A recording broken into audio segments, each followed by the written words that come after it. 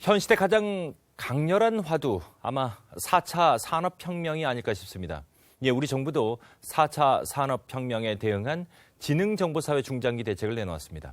자세한 내용 미래창조과학부 지능정보사회 추진단 김정원 부단장과 얘기 나눠보도록 하겠습니다. 안녕하십니까? 안녕하십니까? 네, 반갑습니다. 자, 해외 주요 국가들은 이미 이제 인공지능으로 대변되는 지능정보 기술을 지금 아주 조기 개발 사업화하고 있죠. 이번 중장기 종합대책 추진 배경도 이와 무관하지 않을 듯 싶은데 추진 배경부터 설명을 해주시죠. 네, 금년에 저희 나라에서 가장 뜨거운 주제 중에 하나가 4차 산업혁명인 것 같습니다. 특히 이제 우리나라는 3월에 이세돌하고 알파고가 바둑 대결을 벌이면서 인공지능 기술이 여기까지 왔구나 하는 거를 우리 국민들이 모두 깨닫는 계기가 있었습니다. 그래서 저는 우리나라에서 특별히 더 4차 산업혁명의 열풍이 뜨거운 게 아닌가 생각을 하고 있습니다. 하지만 정부는 이미 작년부터 이러한 변화를 감지하고 대책을 준비해 왔습니다. 그런데 우리나라뿐만 아니고 미국이나 일본, 중국, 독일 등도 이제 그런 대책을 다 발표한 바 있는데요. 이렇게 종합적인 기술 산업 사회를 포괄하는 종합적인 것은 아마 우리가 좀 빨리 한 거 아닌가 생각을 하고요. 일본하고 이제 일본은 로봇신 전략, 그다음에 중국은 중국 제조 2025, 또 독일은 인더스트리 4.0 이래서 각각 자기 나라의 강점이 있는 분야에 중점을 둔 계획을 좀 발표하고 있습니다. 네, 지능정보 사회는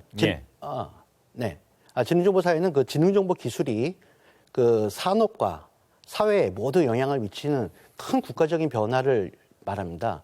그래서 저희가 기능정보 인공지능 기술이 결국은 산업의 구도와 경쟁 원천, 또 경쟁 방식을 다 바꾸게 되고 이로써 사회가 고용과 일자리가 바뀌게 됩니다.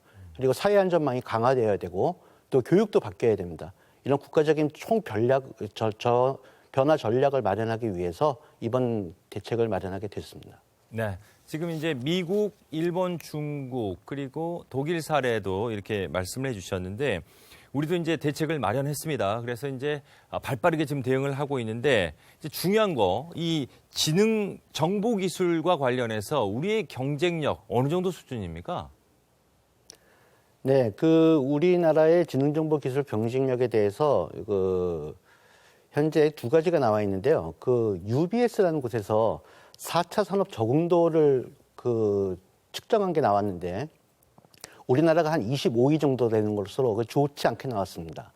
그리고 국내 IITP라는 기관에서 인공지능 기술이 현재 우리나라가 미국에 비해서 약 한 2.4년 정도 뒤처져 있다. 이런 결과를 내놓은 적이 있고요. 또 최근 자료 중에는 인공지능 특허 순위 10개 기업 중에서 미국이 9개, 일본이 1개고 우리나라는 아무것도 없는 것으로 나왔습니다. 그래서 인공지능 분야에서는 좀 기술력 차가 있다. 좀 늦었다고 이제 저희가 얘기할 수 있고요. 다만 근데 우리나라는 강한 ICT 기반이 있고 또 글로벌 수출 제조 기반이 있습니다. 그리고 교육 수준이 높은 국민들이 디지털 활용 능력이 매우 높습니다. 그래서 이러한 기술을 장점을 잘 이용하면은 아직 이 인공지능 전체 시장이 초기 단계에 불과하기 때문에 충분히 따라잡거나 앞설 수 있다고 보고 있습니다. 네. 자, 우리의 전력을 믿어봐야죠. 지능정보기술은 이제 산업과 고용구조는 물론이고 우리의 삶의 질이나 환경에도 엄청난 변화를 가져올 것으로 저희가 이제 기대를 하고 있지 않습니까? 지능정보기술에 따른 달라진 우리의 삶, 변화된 모습 몇 가지 좀 예를 좀 들어주시죠. 네, 한 3가지 예를 들겠습니다. 저는 지능정보기술이 가져다 오는 가장 큰 변화는 자율주행 자동차라고 보고 있습니다. 자율주행 자동차가 이제 보급이 되면은 일단은 교통사고가 급감을 하게 됩니다. 최근에도 베를린 테러가 났을 때 이 차가 자동 정지 장치가 돼 있었어요. 그래갖고 테러 규모를 많이 줄였다고 알고 있습니다. 그리고 이제 자동차가 이제 앞으로는 내연기관에 의해 가는 기계가 아니라 하나의 전자장치가 될 거다. 이렇게 보고 있습니다. 그래서 자동차의 모양도 지금과는 사뭇 다르게 변하고 그 자동차에서 영화도 보고 일도 하고 쉴 수도 있는 그런 많은 변화가 있을 거라고 봅니다. 두 번째는 집입니다. 그 스마트 홈이라고 하는데요. 지금 그 아마존의 에코나 SKT의 누구와 같은 스피커 형태의 그 인공지능 비서 그 기계가 아주 인기가 있습니다. 그래서 이런 것이 다 보급되면은 모든 가정에 인공지능 비서를 두는 효과가 생길 거고요. 지금 새로 나오고 있는 냉장고들은 만약에 그 냉장고 안에 달걀이 없으면 내가 늘 달걀을 주문하는 그 가게에다가 달걀을 자기 스스로 주문할 수 있습니다. 그리고 그 집안의 이제 그 에너지, 전기죠. 그 에너지 관리를 인공지능이 다 관리를 해서 아주 전기를 최소한으로 효율적으로 사용할 수 있게 됩니다. 그래서 이러한 스마트 홈이 이제 도시 단위로 확대가 되면은 이제 또 스마트 시티가 되는 거죠. 그 스마트 시티가 되면은 교통 체계나 이제 에너지 사용 분야에서 굉장히 큰 효율이 있을 것이라고 기대하고 있습니다.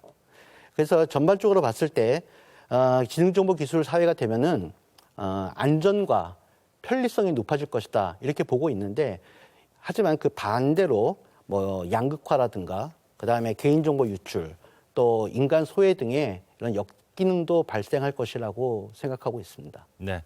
그 순기능적인 측면에서 얘기하셨던 부분 중에 또 하나가 미국에서 이제 최근에 한 강도 사건이 있었는데 그 집에 인공지능 비서가 있었고 여기에 담긴 영상이나 소리가 결정적인 지금 단서를 제공할 것이다. 그만큼 그 안전 부분에서 상당히 기여를 할 것으로 보이는데 자, 지능정보 사회로 인해서 말 그대로 이제 산업 구조도 재편될 것이라고 지금 보지 않습니까?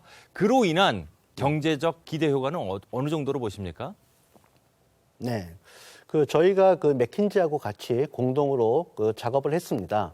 그래서 저희가 그 2030년을 목표로 최대치로 보면은 총 경제 효과가 약 460조 원에 이른다고 보고 있습니다. 여기서 총 경제 효과는 그 저희가 늘 사용하고 있는 GDP하고는 다른 개념입니다. 그래서 여기는 신규 매출에 더해서 비용 절감, 또 소비자 후생 절감 효과까지 다 더한 것입니다. 그래서 이 중에서 460조 중에서 매출이 한 85조 원, 그 다음에 비용 절감으로 인한 것이 한 199조 원, 그리고 소비자 후생에 의한 것이 한 175조 원 되는 것으로 분석이 나왔습니다. 그리고 산업 측면에서 보면은 의료에서 가장 큰 효과가 나타납니다. 그래서 110조, 그 다음에 제조는 최고 95조, 금융이 48조 순이고 또 생활면에서는 교통이 37조, 그 다음에 도시가 36조, 주거가 약 17조 원의 효과가 발생되는 것으로 예상되고 있습니다. 자, 이제 이 지능정보 사회로 도래를 하게 되면 우리가 이제 뭐 10년 후에 20년 후에 이런 직업들 사라질 것이다. 그래서 일자리가 줄어들 것이다. 그 컴퓨터, 인공지능이 인간의 일자리를 뺏을 것이다. 뭐 이런 얘기들을 하지 않습니까? 그런 우려도 있고 또 반면에 지능정보기술 분야에서 새로운 일자리들이 많이 창출이 될 것이다라고 얘기도 하는데 일자리 창출효가 어느 정도로 보십니까? 네. 저희가 역시 그 맥킨지랑 같이 국내 2,500만 개 일자리를 분석을 해봤습니다. 그래서 국내 총 노동 시간의 약 49.7%가 2030년까지는 자동화로 인해서 대체될 수 있다. 이런 결과가 나왔고요. 하지만 100% 자동화로 대체되는 직업은 0.3%에 불과하다. 이런 결과가 나왔습니다. 근데 더 중요한 것은 자기가 하는 업무 중에서 20% 이상이 자동화가 되는 사람들이 86%에 해당합니다. 이건 무슨 얘기냐면은 대부분의 사람들이 결국 자동화로 인한 그 일의 대체, 그 효과를 보게 된다는 거죠. 그러니까 그래서 그 모든 국민들한테 이 지능정보 사회가 와 닿을 것이다 이렇게 보고 있고요. 반면에 2030년대까지 그 소프트웨어 엔지니어리 등 그 지능정보 기술 분야에서는 약 80만 개 일자리가 창출될 수 있을 것으로 봅니다. 근데 여기서 이제 그 지능정보 분야 말고 다른 분야에도 이제 일자리가 창출될 수 있는데 아직 그거를 저희가 예측한 결과는 갖고 있지 않습니다.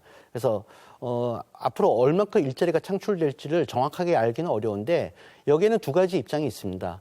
그러니까 새로운 기술이 항상 일자리를 없애지 않고 더 많이 늘려왔다는 과거의 경험이 있고요. 또 한편에서는 이번엔 다르다. 이번에는 분명히 일자리가 줄 것이다라고 예상하는 사람들이 있습니다. 그래서 이거는 지금으로선 정확하게 예측하기 어렵다고 말씀드리겠습니다. 자, 현재도 이제 데이터의 중요성이 부각이 되고 있지 않습니까? 뭐 인터넷, SNS 등에서도 그렇고 앞으로 이제 뭐 빅데이터, 사물 인터넷 등에서도 이제 데이터가 굉장히 중요하게 이제 부각이 되는데 이 데이터 활성화 방향도 좀 소개를 해주시겠어요? 네, 간단하게 세 가지로 말씀드리겠습니다. 저희가 데이터 생산과 개방은 많이 되고 있습니다. 근데 활용이 잘 안 되고 있어요. 그 활용을 안 되는 가장 큰 이유가 우리가 개방하는 데이터가 주로 HWP나 PDF 등 기계가 읽을 수 없고 사람만 읽을 수 있는 그런 포맷으로 돼 있다는 게 문제입니다. 그래서 저희는 먼저 기계가 학습할 수 있는 데이터를 빨리 보급하겠다. 그래서 의료, 특허, 언어 등 민간에서 활용도가 높은 데이터를 우선적으로 기계가 읽을 수 있는 형태로 해서 데이터 셋으로 만들어서 개방을 하도록 하겠습니다. 그리고 국가 중점 데이터도 현재 36개에서 74개까지 확대해서 개방하도록 할 계획입니다. 두 번째는 데이터 유통을 활성화하는 겁니다. 그래서 데이터가 제 가치를 받고 거래가 될 수 있는 데이터 거래소를 도입하고 그다음에 개인정보가 비교적 데이터로서의 가치가 높은데 이게 개인정보는 사용하기가 쉽지 않습니다. 그래서 이게 누군지를 모르게 비식별화를 해야 됩니다. 그래서 이 전문기관을 지정해서 비식별화를 지원하도록 하고 그다음에 마이 데이터라 그래서 개인정보이지만 본인이 동의하에 제3기업에 이를 활용할 수 있도록 허락을 하면은 그 3기업이 그 개인정보를 활용해서 저한테 맞춤형 서비스를 제공하는 이런 제도인데 이게 영국에서 시작된 제도입니다. 그래서 이를 우리나라에서도 한번 도입을 해서 시도를 해볼 계획입니다. 예. 이제 뭐 이 지능정보 기술이 활용될 분야가 다양하죠. 의료 서비스도 그렇고 그리고 제조 공정에서도 엄청난 혁신적인 변화들이 앞으로 이제 기대가 되는데 자, 이런 변화의 흐름에 따라가기 위해선 앞서도 얘기했지만 무엇보다 중요한 교육이지 않습니까? 지능정보사회 교육 어떻게 바뀌어야 될까요? 네, 저는 교육은 좀 의미 있는 변화가 필요하다고 보고 있습니다. 지금과 같은 암기, 주입식, 입시 교육을 가지고는 4차 산업혁명에 대응할 우리의 미래 인재를 키워내기가 어렵습니다. 그래서 저희 지금은 교육 내용 면에서 일단 소프트웨어와 스팀이라는 교육이 있습니다. 그게 뭐냐면 이제 사이언스, 테크놀로지, 엔지니어링, 아트, 매더매틱스 이 5가지인데요. 이런 교육을 확대를 해 나갈 계획입니다. 그래서 이를 통해서 컴퓨터적인 사고력을 키우고 문제 해결 능력을 배양할 계획입니다.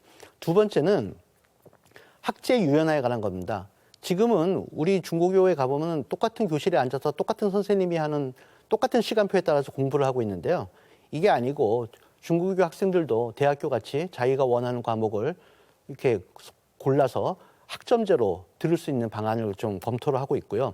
그다음에 지금 현재 하고 있는 자유학기제를 확대하고 또 수학, 과학 등 과목에서는 학년과 상관없이 자기 수준에 맞게 교육을 받을 수 있도록 그렇게 나갈 방침입니다. 그리고 또 하나는 요즘은 인공지능이 교육자, 그러니까 학생의 정확한 학습 이력, 그다음에 능력 수준을 검토를 해서 이 학생에게 가장 맞는 맞춤형 교육을 실시할 수 있습니다. 그래서 그런 지능형 학습 플랫폼을 보급을 하도록 하겠습니다. 그리고 마지막으로는 앞으로는 미래 학교는 첨단 기술을 활용해야 됩니다. 그래서 무선망이 일단 고도화돼야 되고, 그다음에 인공지능과 VR 등 디지털 교과서 이런 디지털 장비들이 다 보급돼야 됩니다. 그래서 그런 미래 학교에 선도 모범이 될 만한 모델 학교를 개발하도록 하겠습니다. 네. 자, 시간 관계상 마무리 질문을 드려야 될 것 같은데 지금 이제 교육 문제 얘기했지 않습니까? 그리고 이제 이 교육에서 무엇보다 중요한 게 이제 인재 양성인데 자, 신산업 발전을 위한 인재 양성 집중 지원 대책도 있네요. 이거 마무리 말씀으로 부탁드릴게요. 네. 이 분야에서는 고급 영재가 필요합니다. 그래서 창의적 지능정보 영재를 2030년까지 5만 명을 양성을 하겠습니다. 그래서 이를 위해서 영재 교육기관 및 프로그램을 확대하고 지능정보 영재고 설립도 검토하고 있습니다. 그리고 국내 최고 교수진들을 모아서 산학연 합동 교육과정을 개설을 하고 그다음에 국내 최고 대학원들을 뽑아서 10년간 연구비와 인프라를 지원하는 사업도 펼쳐서 석박사급 인재들을 키워내도록 하겠습니다. 네.